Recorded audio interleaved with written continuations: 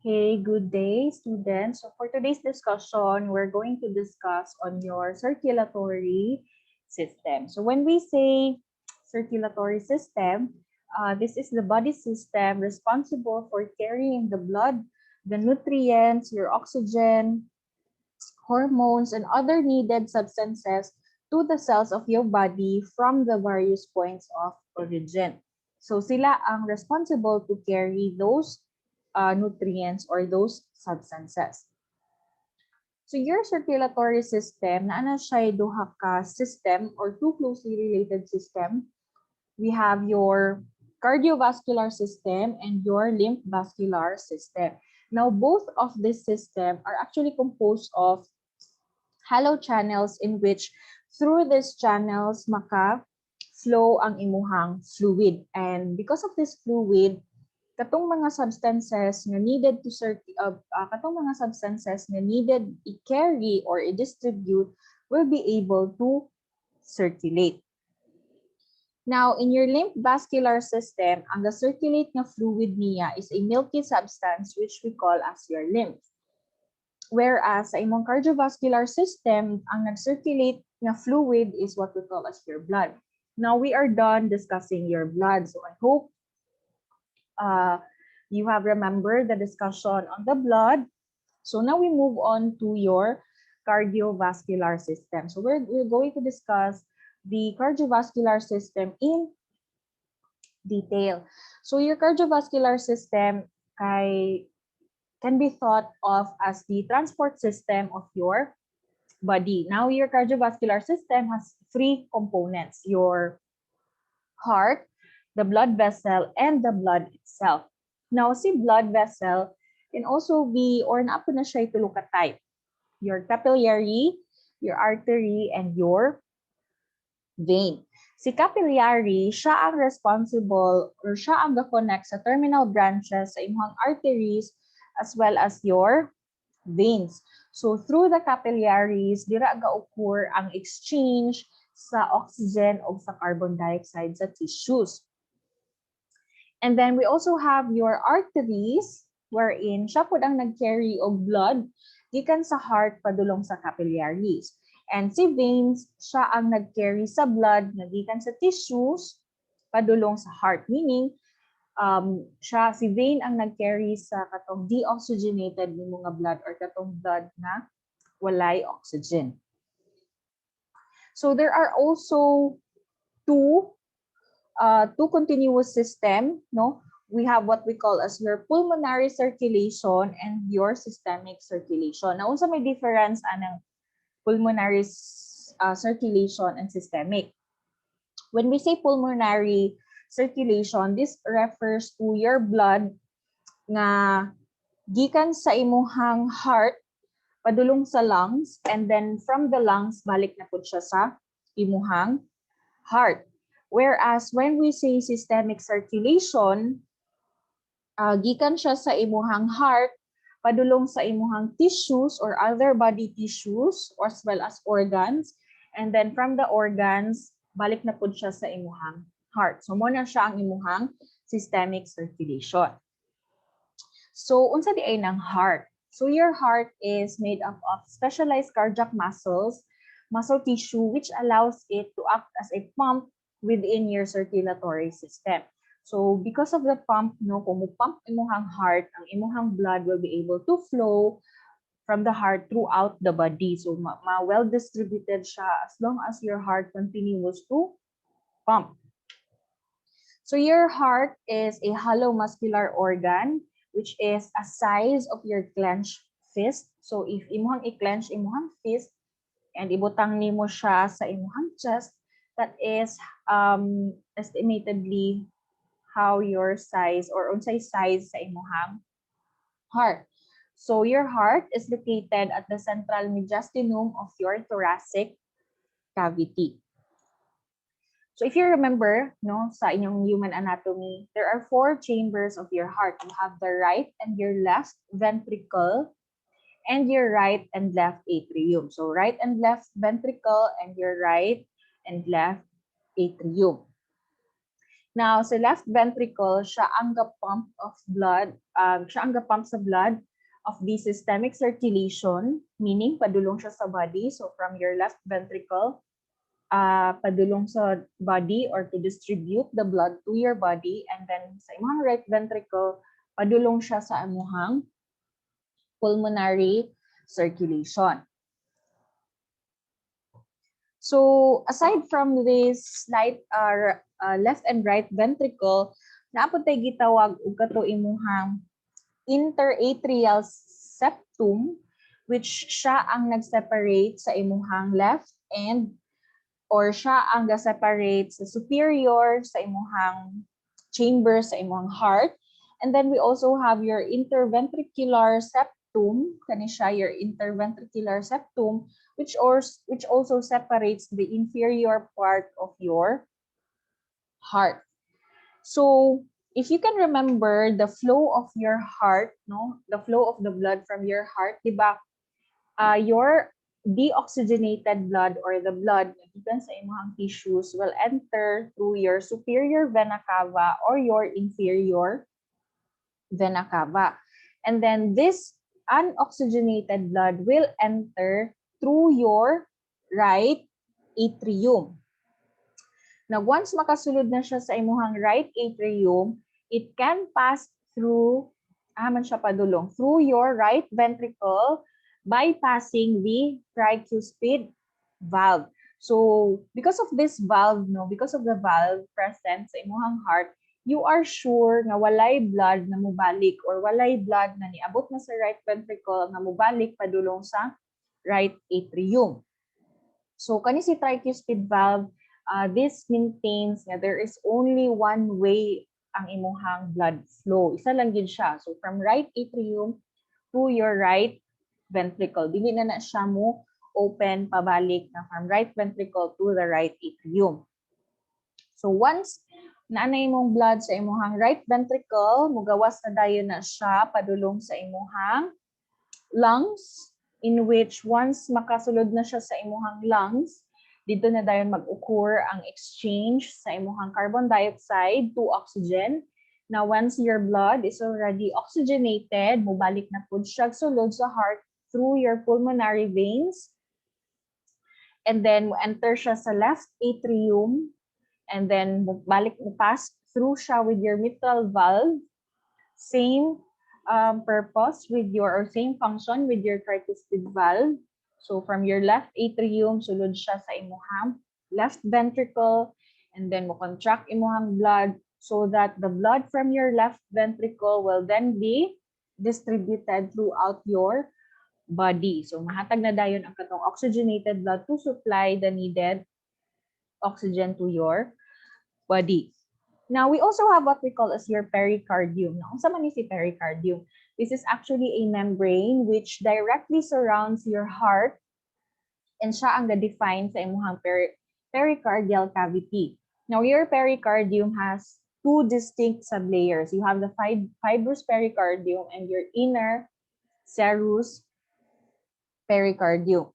So, si fibrous pericardium is made up of tough, dense connective tissue which protects your heart, and it is the one responsible in maintaining the position of your heart sa thorax.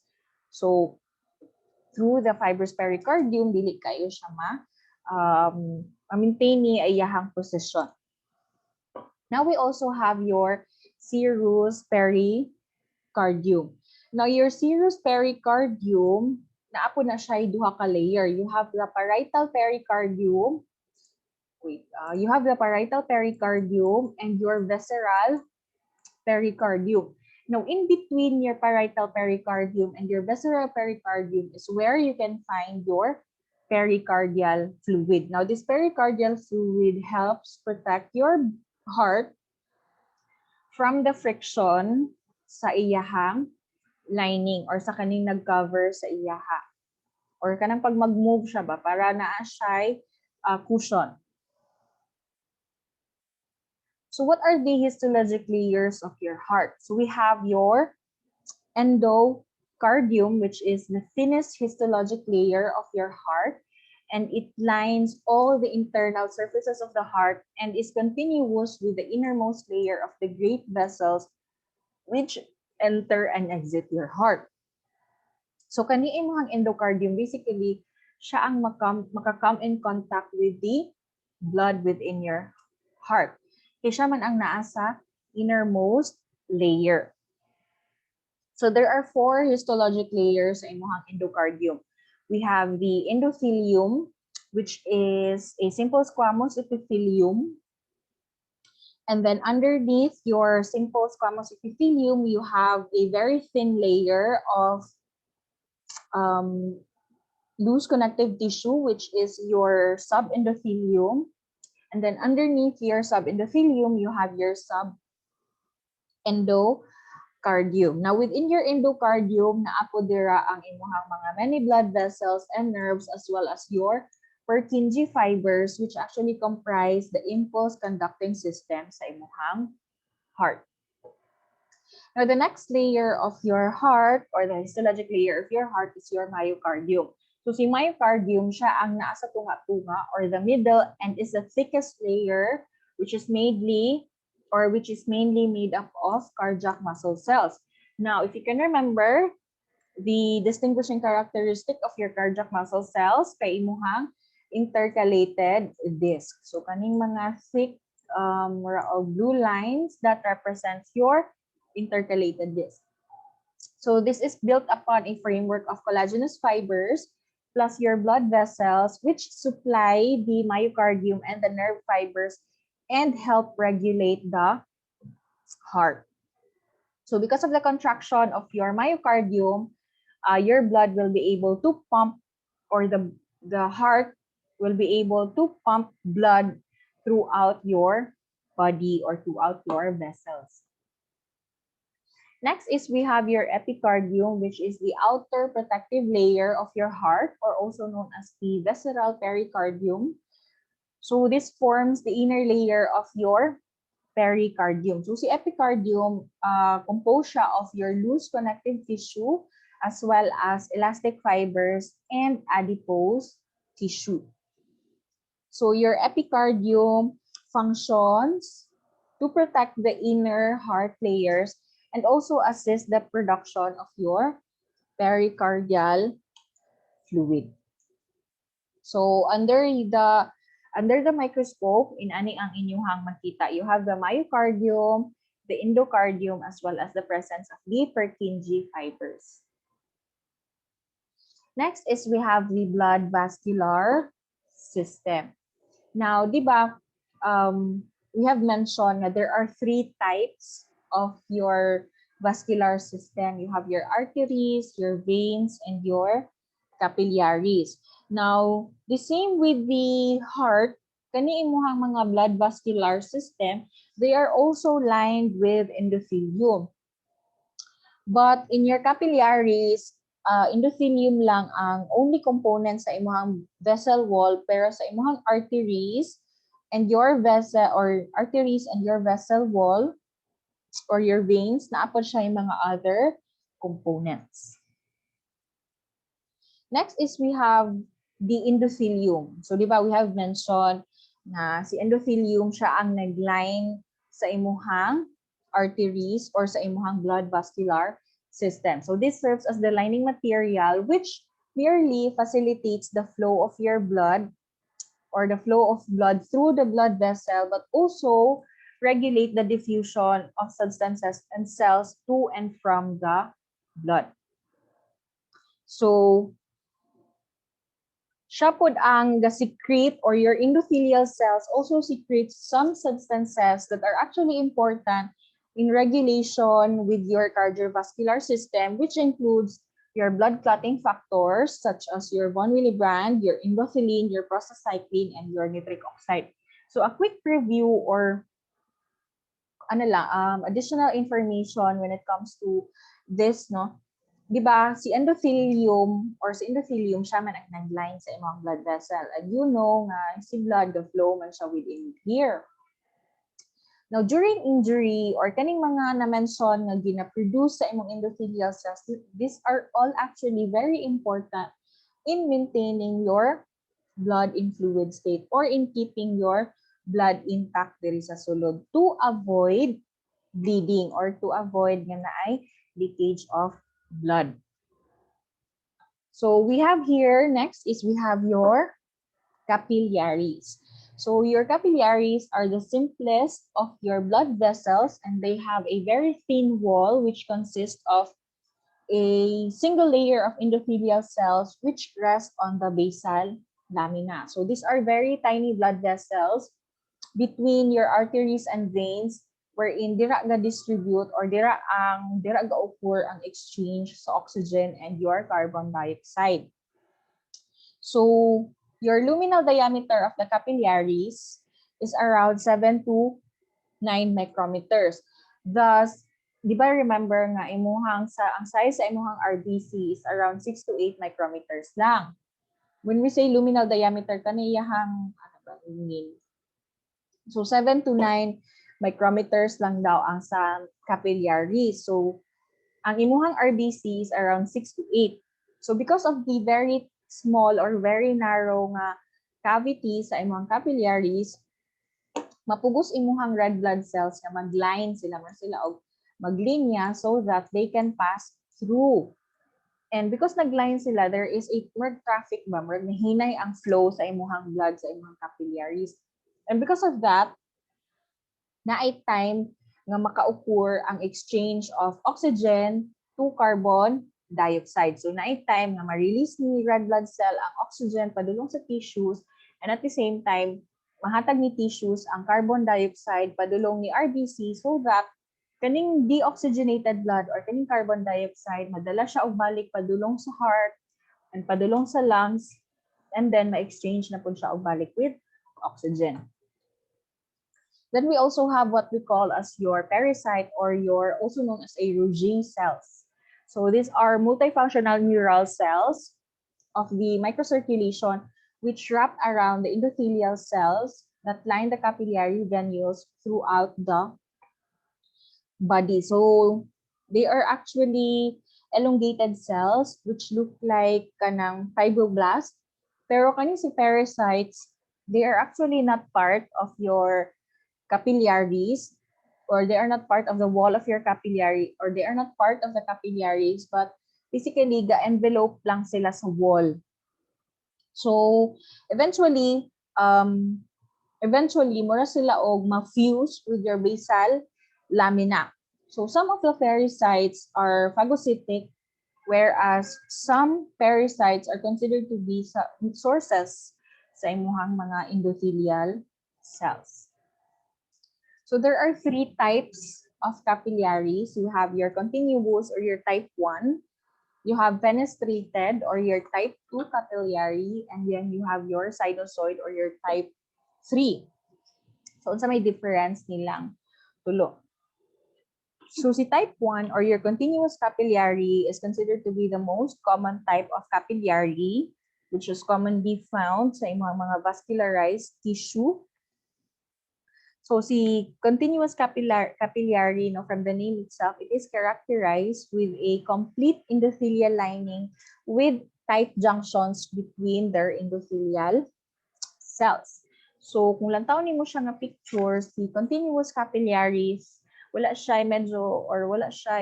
wala siya space in between each endothelial cells. So they are very tightly or they are very close to each other, no? Next, we have your fenestrated or your type 2 capillaries. So, si type 2 or your fenestrated are capillaries which has pores. So, in addition to having tight junctions sa ilahang endothelial lining, naapon siya pores. So, mo na difference the type 1 and the type 2. Pareho silang duha nga na ay tight junctions or they are close together. But si fenestrated na siya mga pores which makes it semi-permeable. So because of these pores, larger molecules are able to enter and exit sa imuhang blood vessel. So the number of the fenestrations nga naa sa imuhang capillaries determine the degree of their permeability. So kani pod siya or the number of fenestrations also vary kung asa nimo pod siya or asa siya na-locate. Usually, they are commonly found sa imuhang small intestines wherein dito ang primary site sa nutrient absorption as well as sa imuhang kidneys, which is si kidney pod ang responsible in filtering your blood. Next is we have your sinusoidal capillary or the type 3. So siya ang least common type among the capillaries na siya'y flattened, and actually they have these extensive intercellular gaps and incomplete basement membrane in addition to these intercellular clefts and fenestration. So si sinusoidal capillaries na siya mga dagko kayo nga spaces or holes sa iyahang capillaries. So aside from that, incomplete po ang iyahang basement membrane. So ina na ba na yung mga spaces or dili kompleto ang iyahang basement membrane. So because of this, no, this is considered to be the most permeable, and they allow very large openings, or because of the very large openings na sa sinusoidal capillaries, it can allow to pass the largest molecules, including the plasma proteins and even cells. So tungod sa kadako sa pores or sa opening na naa sa imong sinusoidal capillaries, even cells can pass through. So next is we have the histologic layers of your arteries and your veins. So we have here your tunica intima. So your arteries and your veins have pareho sila nga na ay tunica intima, tunica media, and tunica adventitia. So si tunica intima ang innermost layer, and then si tunica media ang kanang naa sa middle nga part, and si tunica adventitia ang outermost layer sa imuhang both arteries and veins. So mag-differ lang sila sa ilahang consistency and components. So basically, your tunica intima is also known as your tunica interna. So they are composed of epithelial cells as well as connective tissue layers. So the lining of your tunica intima is a specialized simple squamous epithelium, which is what we call as your endothelium. So this is continuous throughout the entire vascular system, which including the lining of your chambers of the heart. So importante nga continuous ang imong endothelium throughout your vascular system. It's because your endothelium also helps or keeps your blood fluid state.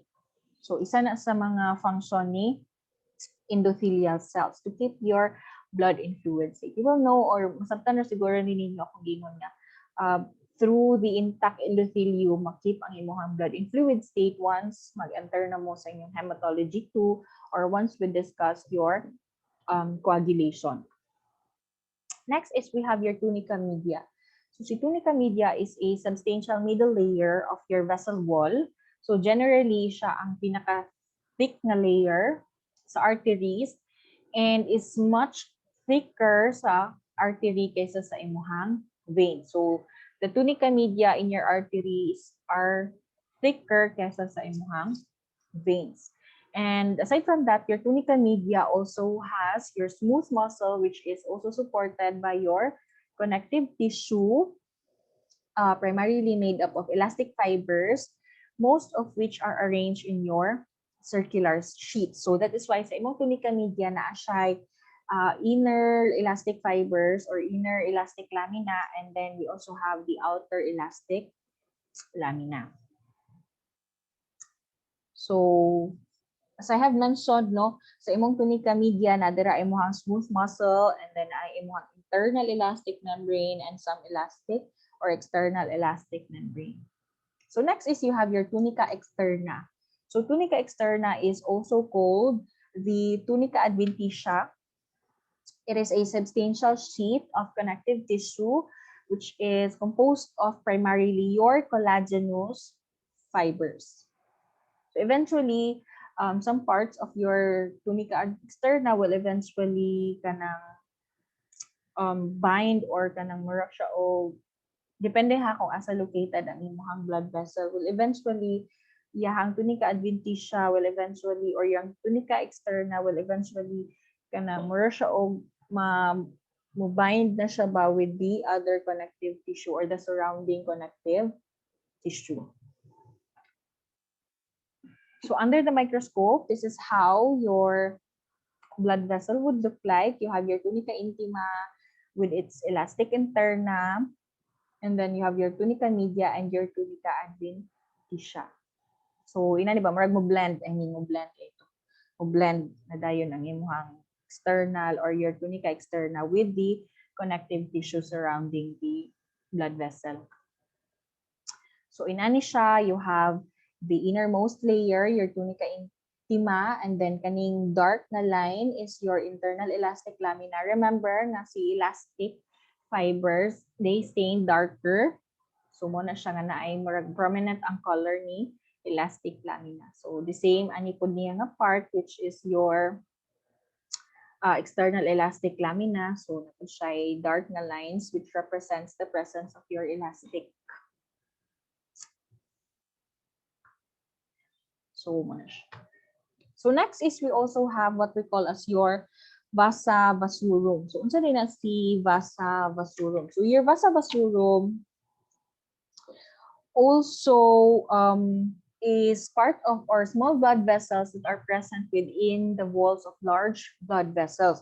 Na manggoy sometimes manggod baga kayo imuhang blood vessels wherein because baga kayo siya dili ma-distribute og tarong or dili ma-diffuse og tarong ang mga nutrients sa outer layer. That is why si vasa vasorum ang mag-supply sa needed nga nutrients. So say for example sa imuhang veins. So kung i-compare nimo si artery og si veins mas naa siya daghang cells which cannot be supplied with the oxygen and nutrients by just diffusion. Kaya naman. Kaya remember, si veins, ang gina-carry niya nga blood is already deoxygenated blood. So gamay na, wala na siya oxygen. And because of that, the vasa vasorum is more prevalent sa imuhang veins kay si vasa vasorum man ang mag-supply sa oxygen and sa nutrients na dili makuha ni veins through diffusion. Then we have your arteries. So arteries are blood vessel which conducts the blood away from the heart, meaning si arteries are blood vessels na nag-carry sa blood away or palayo sa heart, meaning gikan sa heart, padulong sa organs or padulong sa tissues, those are your arteries. So all arteries have relatively thick walls which can withstand the high pressure of blood ejected from the heart. So ang ga-flow nga blood dira sa imuhang artery kay naa na siya high na pressure. So we have what we call here your elastic artery, your muscular artery, and your arterioles. So unsa man ni si arterioles? Arterioles are very small arteries which leads to capillary. So arterioles have the same 3 tunics as your larger vessels, but the thickness of each is greatly diminished. So because arterioles are very small mo na siya nga ang layers pod or ang thickness pod sa ihang tunics are also affected. So the arterioles are also the terminal arterial vessels which regulate the blood flow into the capillary bed. So the arterioles will meet with your capillaries to exchange with the oxygen and your carbon dioxide. Or sa dira mag-occur ba, mag-meet sila eventually. Next is we have a thin fenestrated internal elastic lamina is absent sa imuhang small and terminal arterioles but present siya sa imuhang mga larger nga arterioles. And you have to remember pod na sa smaller nga nimo nga mga arterioles, isa lang ka layer of smooth muscle is capable of capable siya of encircling the tunica or the whole arteriole. Whereas kung larger gani siya or mas dako-dako siya nga arteriole, it will consist of 2 to 3 layers of smooth muscles. And your arterioles also do not have some external elastic lamina. So wala siya external elastic lamina. Next is we have your muscular arteries. These are naa sila well-developed tunica media. So this distribute blood to the different parts of the body. Hence, they are also known as your distributing arteries. They are considered to be the biggest muscular arteries, or the biggest, or the two of the biggest muscular arteries. You have here your brachial and your femoral arteries. So the percentage of the elastic fibers also sa imong tunica intima decreases, and the amount of the smooth muscle in your tunica media increases. So as you can see, no, daghan kayo og smooth muscle imong tunica media, and then ang elastic fiber sa imong tunica intima is also very, or medyo gamay lang siya compared with your elastic or other nga arteries. Next is we have, or by the way, your brachial artery, mo ni siya imong brachial artery, dapit sa imong braso. And then you have here your femoral artery, kaning diri dapit sa imong singit. Next is we have your elastic artery. So this is an artery with many collagen as well as elastin filaments in your tunica media, and it gives the ability to stretch in response to each pulse. So because of the abundance of their elastic fibers, no, these elastic arteries are able to expand as your blood are pumped from the ventricles sa imong heart. And eventually, once mawala po tong pressure or mawala tong surge nga ga-occur, mubalik ra po siya sa iyahang original nga state. So, kaning blue lines sa imong tunica media represents your elastic fibers or your elastic elastic fibers. Next is we have your veins. So again, your veins, diba, this is the blood vessel which carries the blood gikan sa tissues padulong or pabalik sa imong heart. So compared with your arteries, your veins have a thin-walled vessel with large and irregular na lumens. And sometimes, because your veins have very low pressure vessels, larger veins are commonly equipped with valves. Naa sila yung mga valves so that ma-maintain nila ang unidirectional flow sa imong blood padulong sa imong heart. So unlike with your artery nga naa siya daas nga pressure, si veins is low iyahang pressure. So aside from low iyahang pressure, there is also the gravity which pulls your blood. So through this valve, no, if normal ang valve sa patient or if normal ang valve sa tao, ma-maintain ang pressure or ma-maintain ang flow sa blood unidirectionally, which is padulong sa heart. So we have what we call as your venules. So these are small blood vessels in your microcirculation, which allows the oxygenated blood to return from the capillary beds to the larger blood vessels, which are called your veins. So naapod na siya tunica externa, your tunica media, as well as your tunica intima. So the venules range from 8 to 10 micrometers in diameter, and they are formed when your capillaries come together. So many venules unite to form the veins. So sa tunica intima, sa imuhang venules, na siya endothelium, na siya basal lamina, it may also have some pericytes. So sa ihang tunica media pod will have a sparse connective tissue and a very few smooth muscle cells. And sa ihang tunica externa will have some few collagen as well as some few fibroblasts. Next, we have your medium vein. So your medium vein will have a diameter of 1 to 9 millimeter. Sa ihang tunica intima, it will have an endothelium as well as a thin subendothelium layer. which is made up of a minimal amount of your connective tissue. And then sa imuhang tunica media will have a bundle or small bundles of circularly arranged muscle cells. And sa iyang tunica adventitia na siya, it is the thickest histologic layer of your medium vein in which naa siya kaning small pod nga cells. Or naa siya collagen layers as well as some fibroblasts. Next is you have your large veins. So sa large vein, they are commonly found sa imong inferior vena cava, your superior vena cava, and your pulmonary and portal veins. So sa tunica intima, sa imong large veins, na siya endothelium, your basal lamina, as well as the presence of valves. And then sa tunica media, you have the connective tissue and some smooth muscle cells. And sa imuhang tunica adventitia, you will also see some smooth muscles that are oriented longitudinally in bundles and some collagen fibers as well as some fibroblasts. So again, your veins contain some valves. So the function or the main function of this valve is to prevent the backflow of your blood, to ensure nga ang blood nimo is padulong lang gid siya strictly to your heart.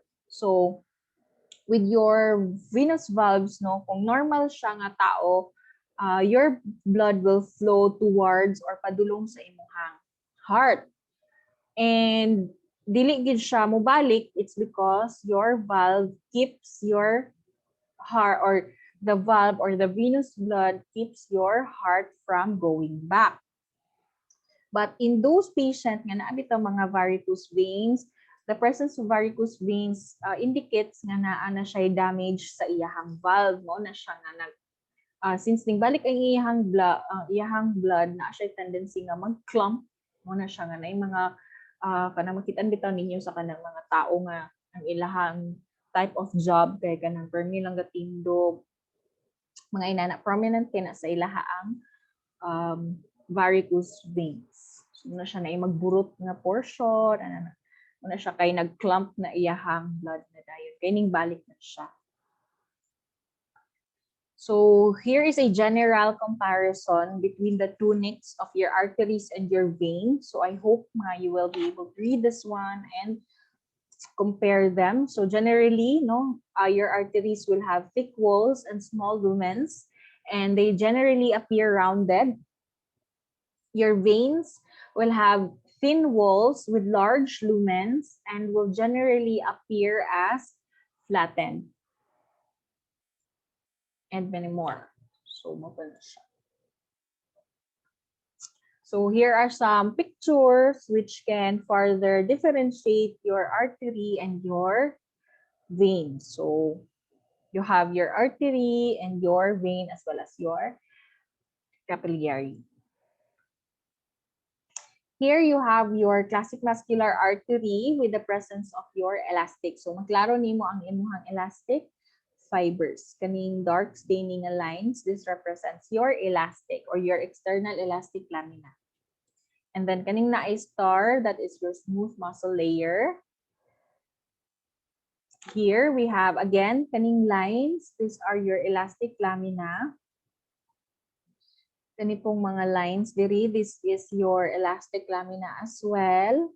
This is your smooth muscle, and then mo na ni siya imong tunica adventitia. So again, you have to maibaon man ninyo ang elastic fibers kay na siya yung mga dark staining lines na siya mga ilan. So we have the venule, your arteriole, and your capillary. So I want you to answer the following review questions. No, we have 1, 2, 3, 4, 5, and then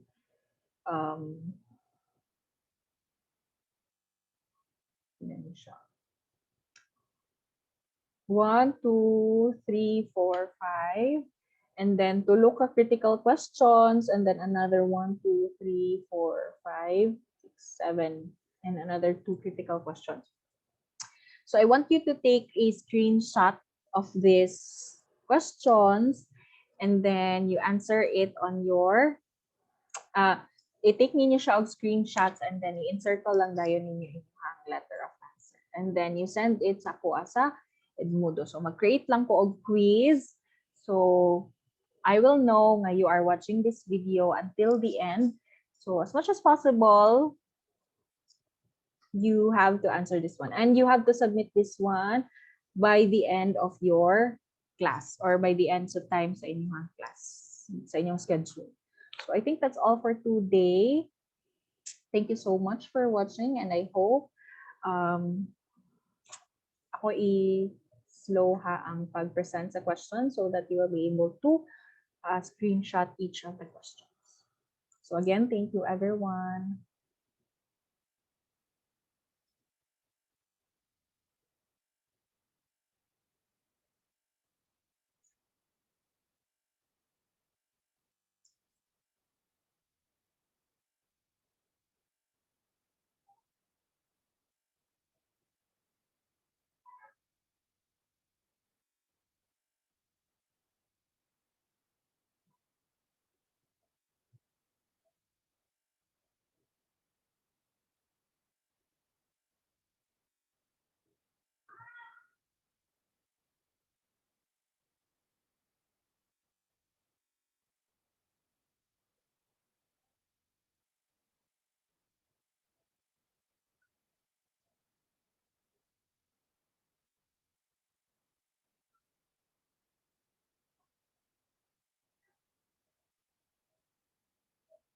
So by the way, final instructions on this quiz or this assignment, no?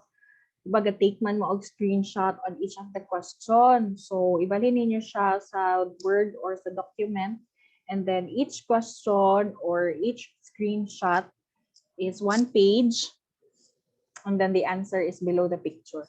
So I think that's all. Again, I hope that's clear.